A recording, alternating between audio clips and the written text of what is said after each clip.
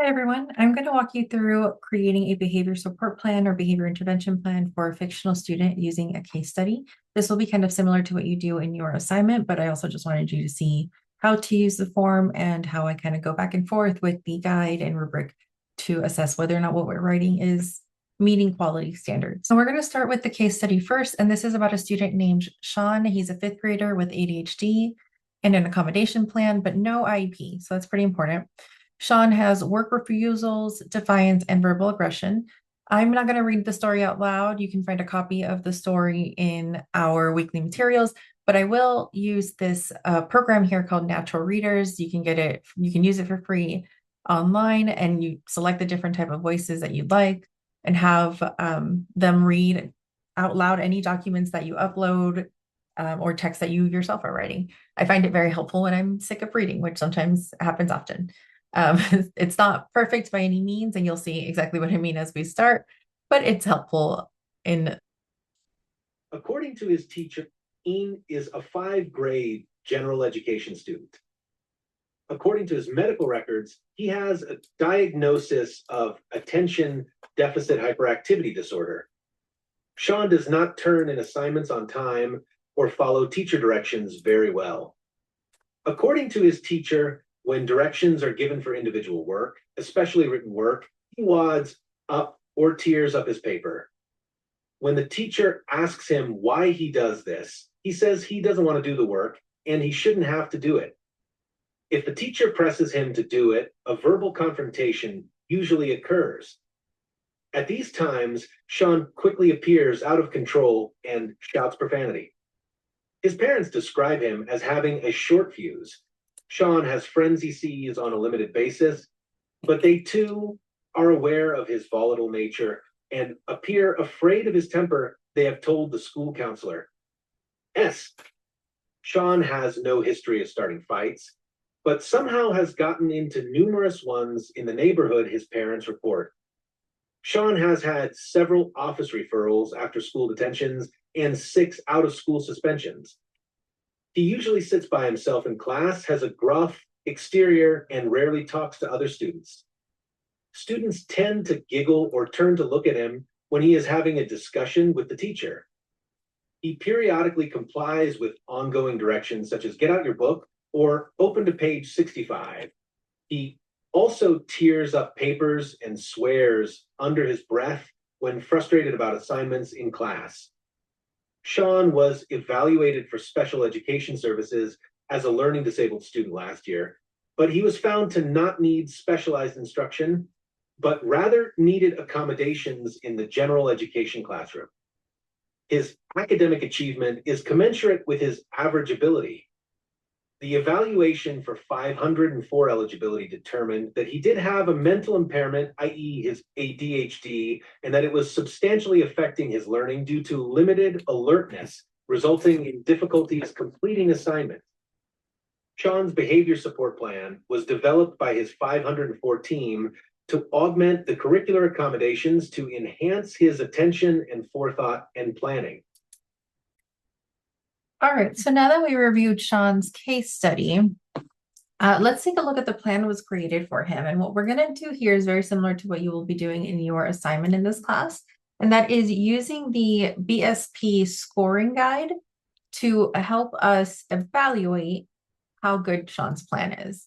I don't know if we are all just at the point of writing one yet, but I don't want you to really get practice writing a behavior plan without seeing what makes a good one versus a not so good one and what areas we could work to improve on. And so our assignment is also going to be reviewing a completed plan for a student after you read their case study, and you're going to do an evaluation using our same process that we're going to be doing here. Along in your assignment, you are going to be suggesting ways to improve anything that doesn't get a high score in your plan. So for Sean, we have our quality evaluation record sheet here, and this goes along with the scoring guide. So what we're going to be looking at is evaluating line 1, and we'll use the scoring guide of us to give line 1, the way that it's written in for Sean, a score of 0, 1, or 2. And we can reference here the components to evaluate. We can look at some examples, some key concepts we want to make sure are included in each section as we score them. So let's take a look at Sean. And Sean's line number 1, the behavior impeding learning is, and the way that it's described here, it's work refusal, especially written work, which escalates into defiance.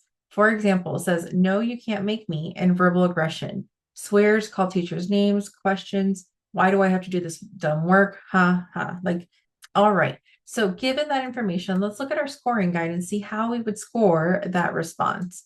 So some components to evaluate here, if we pay attention to the note, it's best to limit a behavior to one or two distinct separately occurring behaviors. So important not to add in every issue we've ever had with Sean. We're really focusing on the main areas here. Now, a score of a 2, all identified problems are observable and measurable. If a behavioral category is listed, for example, aggression, it is subsequently defined in observable, measurable terms. So for Sean, work refusal, especially written work, escalates into defiance. Defiance is given an example, and verbal aggression is given an example. However, work refusal is not given an example. Work refusal could look like a lot of different things. And so given that information there, a score of 1 would be some of the identified problem behaviors are not observable and measurable. So for me, knowing that we described a couple of different things here for Sean, but I really don't, just based off this behavior plan, do not know what work refusal looks like for Sean. I would give this section a score of a 1. Now, in our quality evaluation worksheet, we'll go down to scoring line number 5, predictors of behavior. And just so we make sure we don't miss anything, we're obviously going to read everything that's in lines 2 through 4, so we make sure we have context for what is in line 5. So the behavior that's described here is impeding Sean's learning because he's not completing or turning in assignments, which is negatively impacting his grades and academic progress. When you do line number 2, like why the behavior is impeding learning, it's generally something that should be very common sense. Why is this behavior actually stopping the learning happening? That's a pretty common sense response for most teachers. You just need to put it down in words. Now, determining the level of need for this behavior support plan, this one for Sean is determined to be a moderate. In order for us to understand why they chose moderate, we would have to look at the writing guide that is in your examples, and it gives a lot of information about how to determine whether something is early stages, moderate, serious, or extreme. How often this behavior occurs, the frequency, intensity, or duration. The way it's described here, Sean fails to start or complete work daily. He escalates to the point of being removed from the classroom approximately 3 times a week. Now, some of this information, it happening daily and up to 3 times a week, we don't have that information based off of the case study alone. And so know that this is additional information the behavior team had to come in and add. All right, so for predictor of behavior, when we look at Sean's plan, the way it's written out is when directions are given for individual work assignments, especially written work, and ones he believes will take a long time. Now, looking at the scoring guide here, if we look at the difference between scores 2, 1, and 0, what it really seems to come down to is that the predictors are described in terms of these categories listed down here with detail. So it is not necessarily enough to just say that when given directions for individual work assignments, especially written work, that seems to have to do a little bit more with curriculum and activities, perhaps being a mismatch between the learner and their needs, especially written work. That's how we know that's probably a bigger area of need. But we don't seem to get a lot of detail in there about if it's a mismatch, if it's maybe he hates it. There seems to be something in terms of what's predicting that behavior to be just a little bit unclear. However, we also will look at the second part of what they wrote in here, and ones he believes will take a long time to complete. In our case study, we don't have any kind of example of Sean believing that assignments are going to take too long, not from my memory at least. And a score of a 0 here would also say no predictors of the problem behavior are given from any of these categories are given, or predictors are not from environment, or their internal thoughts or presence of some internal state.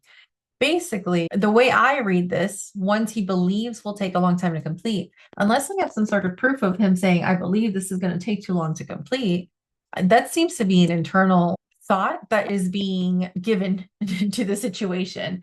Because we don't know if that's necessarily true and it's not in our case study or anywhere else in our notes, then I think we're probably a little bit safer of giving this area a score of a 1 just because of that internal piece there. Otherwise, I might have said we had the detail and they just needed to put in what the right category is. So we're going to go ahead and give this one a score of a 1 as well. And that leads us over to look at line 6. And importantly, in our evaluation sheet, line 6 has to link to line 5. Line 7 also has to link to line 6. So we're going to look at those. And let's look at line 6. What supports the student using the problem behavior? So what is missing, what is currently in that environment that allows this behavior to continue going? And for Sean, the way it's written, tasks and directions are not broken down into doable, understandable steps, and organizational materials and strategies are not provided. Seems to be a pretty big one for a student who might be having difficulty even at like understanding the assignment and doesn't have any other way to be able to get through the assignment or learn about the assignment, then yeah, they might be struggling and this is how they're acting out.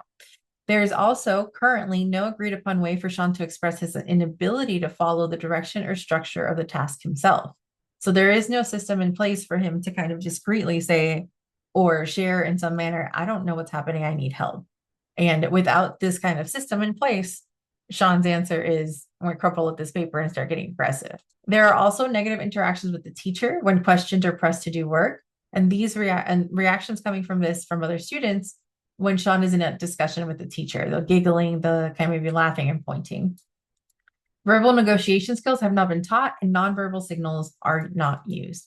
So when line 6 asks us if we're connected to line 5, what it means is, why does the predictor prompt the problem behavior? Why does, when being given directions to do your own independent written work, do these problem behaviors occur? And for us in this situation, I actually think they did a really good job of explaining, when these triggers happen, all of these other things that are not currently in place allow that behavior to continue. So a score of 2 here would say half or more of the environmental features targeted for change are logically related, and that is consistent with or aligned with those predictors from line number 5. And they also have a description for what logically related means, as well as, of course, as we can see some examples and some key concepts. In this one, what we're saying is use your logic. Is what was described as a trigger pretty well addressed in the rest of the environment? When a student is given these assignments, all of these things are either in place or missing, and they allow that behavior to continue. In this case, I would say it's quite accurate. So I would give this section a 2. All right, so now looking at line number 7 in our score sheet, and it has to link over to line number 6. And let's see what it says here in our rubric. So what we're looking here is to see if what is written in line 7 is logically related to line 6. It is, now we're at a logic point. So if predictors are maintained, like if the behavior happens because we know we're going to give written work and all of these things are kind of already in place or missing, and Sean can continue to engage in the behavior because he has no other way to express or to meet that need to engage in the behavior, then we're going to look at what the next logical step is. What do we need to then put in that environment or change in the environment that is going to help Sean from stopping the behavior of cursing and tearing up paper when he doesn't know what to do? So this should be kind of a 1-for-1 logic. So as an example, tasks and directions are not broken down into understandable steps. What do I need to do to fix this? Break down tasks into steps. That's a pretty 1-for-1. If it's not there, then that's what we need to do. So in this case, it's written here, tasks broken down and assignment steps explicitly sequenced. They also kind of continue that the sequence should be in a to-do list or a checklist format, which Sean will do himself after initial instruction. Great. This also solves the organizational materials and strategies. So he's going to get some instruction in doing these things. This is what would help fix some of the issues, right? And he's going to be given some organizational materials, a to-do checklist, a to-do list, a checklist. It could also be a graphic organizer. It could be lots of different things that we give to help Sean move forward in at least receiving the assignment the first time and not immediately engaging in his known behaviors, right? We have to check the environment to make sure that we are giving what is needed. There's also no currently agreed upon way for Sean to express his inability to follow direction or structure. What is suggested here is to provide Sean with a folder to put his work when he's not ready to do it yet. This is a way for him to express that he doesn't know how to do this yet in a much safer, more mature way. He's going to put the assignment inside a folder. And if you see that happening as the teacher, then you know Sean isn't ready to do something and we need to go teach him, help him, provide additional supports thereafter. This is a better replacement strategy than Sean breaking paper and cursing. Great. Now we're addressing things one by one. There are negative interactions with the teacher when questioned and pressed to do work.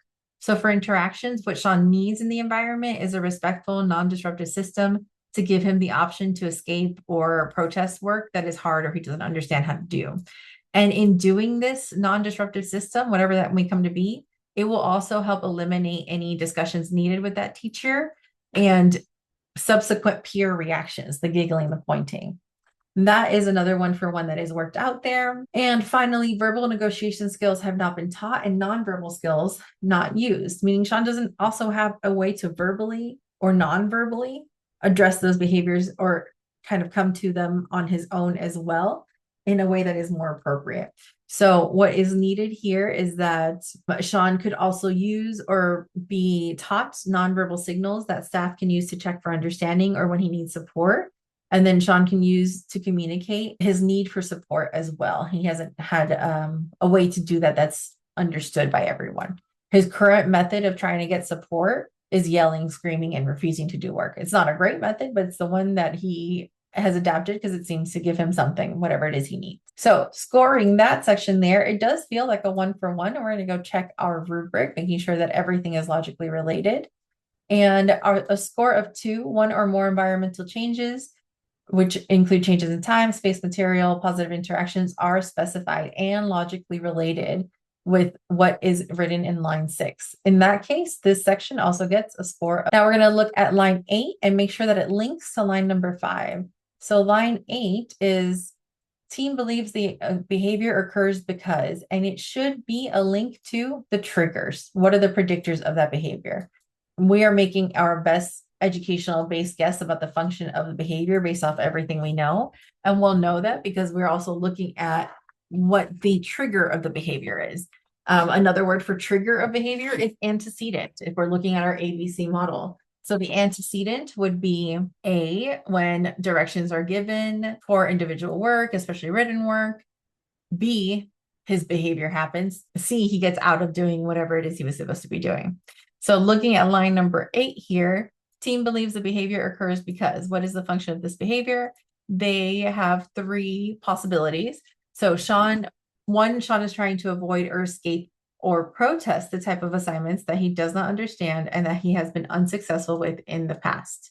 So by engaging in that behavior, he doesn't do the work. It is avoiding or escaping that demand of doing the work. 2, he could possibly looking to be gaining attention from peers, even if it's negative attention. Attention is attention to some.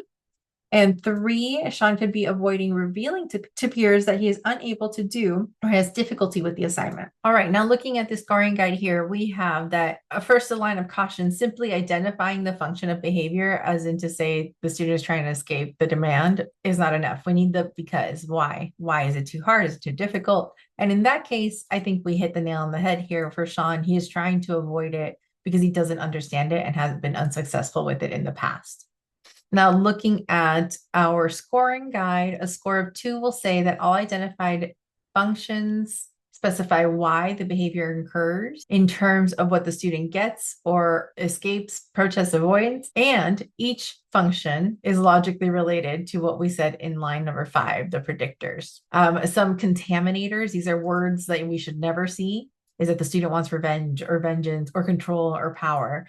That's not something observable or measurable or at all related to the function of a behavior. We need to look down to what the main functions are. Are they related to the predictors that we noticed? And why does that happen? And in this case, I'd say we did a really good job. And we're going to give this section a 2. All right, looking down to line number 9, we have to make sure it links to line number 8.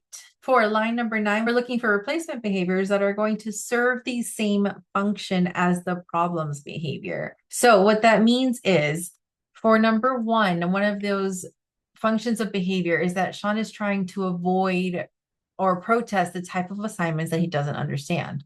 What do we want him to do instead that is still going to allow him to continue avoid or escape or protest in a way that is much more acceptable or feasible? So one of the options are here is that Sean will protest, escape, avoid when assignment is difficult by putting the assignment in his not ready to do yet folder. So that folder example or that folder suggestion that was up above is now helpful because it's going to allow Sean to understand he's not ready to do something yet, and have a way to communicate that he's not ready to do something yet. And he's going to put it in his folder for later, which means it allows him this temporary escape or relief.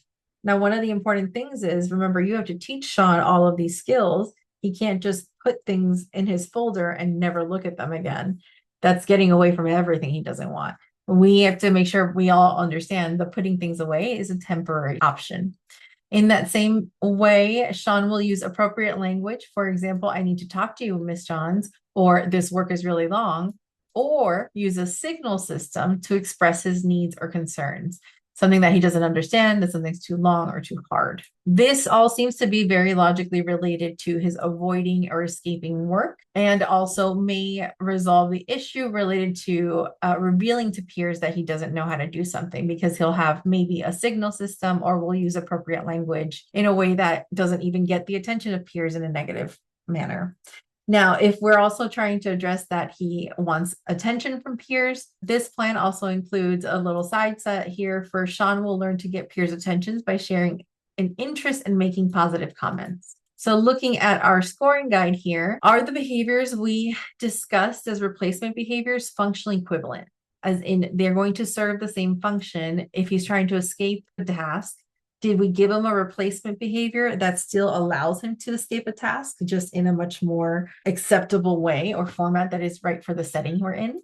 In this case, I would say yes, definitely.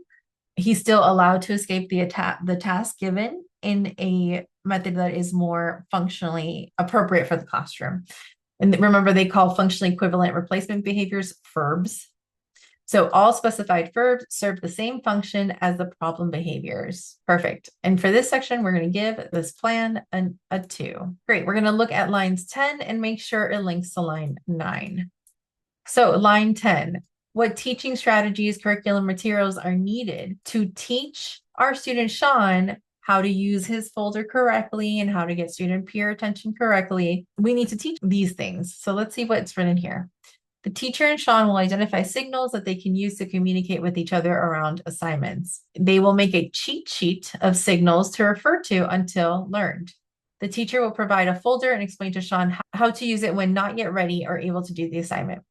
They will review alternative language that can also be used. Practice all strategies above through role play. Teach Sean to share an area of strength or interest with peers by first taking an inventory of interests and strengths, and then providing opportunities, modeling, and prompting interaction. So all of these areas of things to teach Sean seem to be pretty well addressed up here of the things that he needs to learn, right? So now we identified why he's trying to do these behaviors, what we can do to replace those behaviors, now how we can teach him how to replace their behaviors. So looking at this, it's line 10. All teaching strategies for those replacement behaviors include at least one detail about how this will be done. For example, materials are listed, a strategy is described, or skills and steps or procedures referenced. Great. In this case, I would say this is pretty well done, pretty well explained. It could definitely be more detailed, but perhaps at this stage, they're coming up with a plan. And they're going to work on some kinks a little bit later, more specific a little bit later. But as it's described here, I would give this a 2 personally, which leads us over to line 11, and that's looking at reinforcement. We're going to remember that a reinforcer is a consequence that increases or maintains the behavior. It reinforces the probability of that behavior being repeated.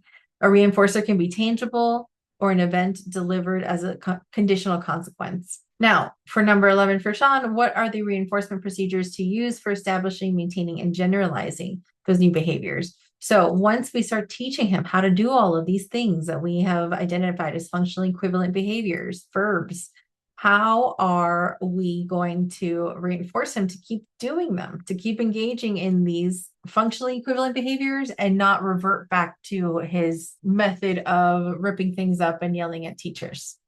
So first thing in this list is that he was given an inventory to identify reinforcers, things that he will actually be reinforced by. So that seems like a good first step if you don't know them. And then they seem to install some sort of point system where Sean receives a point per assignment for using signals in appropriate language, and that seems great. And he also receives something when using his folder. He will receive an additional point for the absence of targeted problem behaviors following instructions to do an assignment. And any evidence of progress will be immediately recognized and praised. To know that recognize and praise is important or useful in Sean's situation, this is where we get that information about his forced choice inventory. They gave him an inventory, a test, to see what kind of things he does like. It seems that point systems would have come up here as maybe something he likes. He likes working towards points. Sean will earn an identified reinforcer with his points 2 times a day. So there has to be some kind of point value system. Oh, here, a point value to be established. So we have to establish what that system is, how many points he needs to get up to XYZ points so that he can get a reinforcer. A reinforcer might be a snack, might be break time. He gets a special job, but whatever the reinforcer is, he's going to use his points to get up to that level twice a day, or he'll have the ability to do that. So Sean will meet with a counselor with thee to discuss charting the system and progress. And parents will also implement a reward system at home when they get daily behavior reports saying that Sean has had great behavior all day. And Sean will be verbally acknowledged for positive peer interactions following interactions and on daily reports home.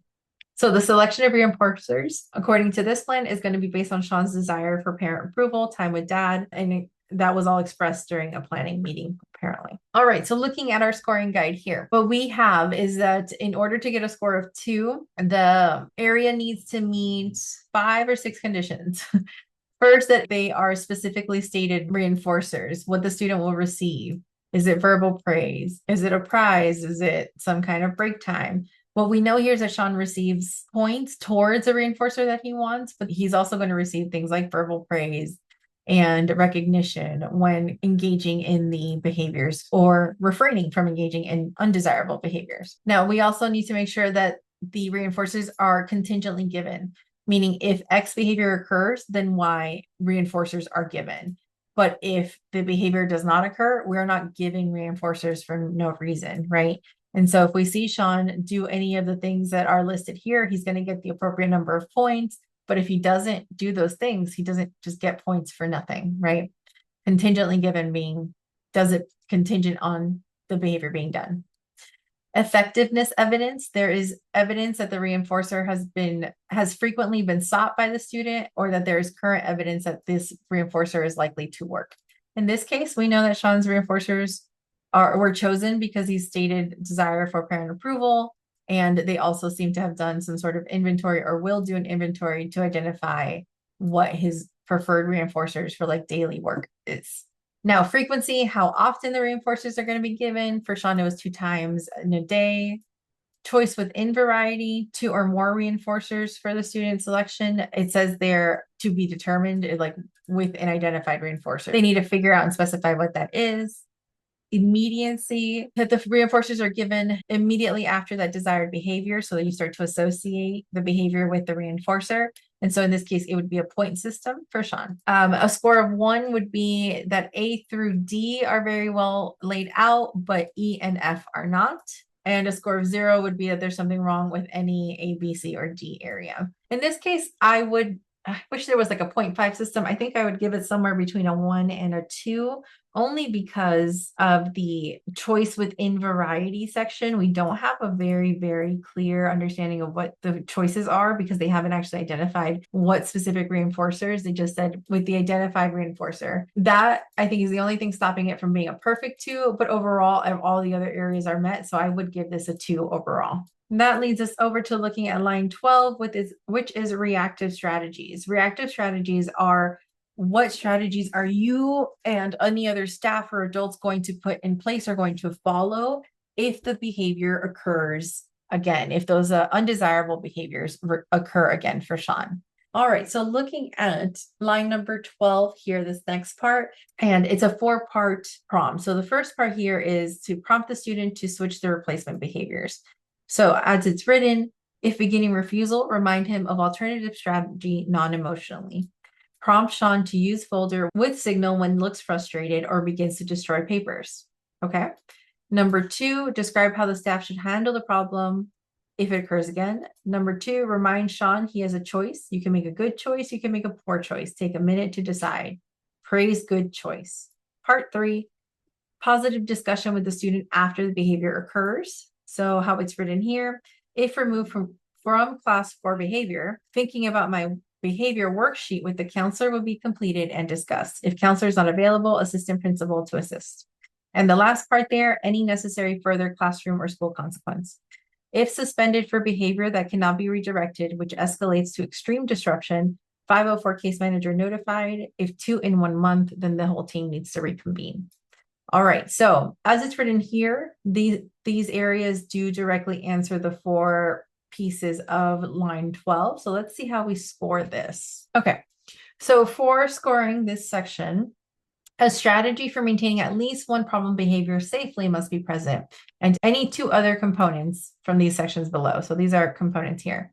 So prompting to the functionally equivalent replacement behavior, we definitely do see some prompts to remind him of alternative behaviors, a strategy for managing the behaviors safely, debriefing. We definitely saw debriefing because there was the what to do worksheet with the counselor, and then consequences or punishment. And that would be what would absolutely happen next. In this case, it looks like perhaps to score an area of 2, you actually only need to address 2 of these 4 pieces here, but by addressing all 4, this area is complete, which means they are likely to earn a score of 2, which is what I'm going to give them now. And that brings us over to line number 13, which is goals and objectives. For goals and objectives, every goal requires 6 components to enable adequate progress monitoring. Functionally equivalent replacement goals may also have 6, but can include other components from the 9-component format that we reviewed in our lecture for the week. To score a 2 on this one, functionally equivalent replacement behavior goal using the 6 or 9 format that clearly represents a functionally equivalent replacement behavior is listed. So let's look at this behavior goal here. To effectively judge this one, we should look at the key concepts in the rubric, because here are the 6 required components or the 9 required components here. Whichever format is used is acceptable according to this rubric. So we're just going to make sure that we get the who, what, when, where, why, at what level of proficiency, who's going to be measuring it. At the very least, we're going to see if those are all in there. So behavioral goals. Number 1, there looks to be 3. Upon being asked to do an assignment, instead of destroying papers or becoming argumentative or verbally aggressive, to escape or avoid a long, difficult assignment, Sam will use a folder to escape or avoid an assignment. Okay, so this is the functionally equivalent piece. He's going to use a folder, and it's going to meet that same functionally equivalent goal area as crumpling up and or destroying papers or becoming argumentative. Instead of the problem behavior, he's going to use a pre-established signal or appropriate language. Sean will engage with peers. Sean will have no defiance that requires being sent to the office. It's going to be measured by charting and observation.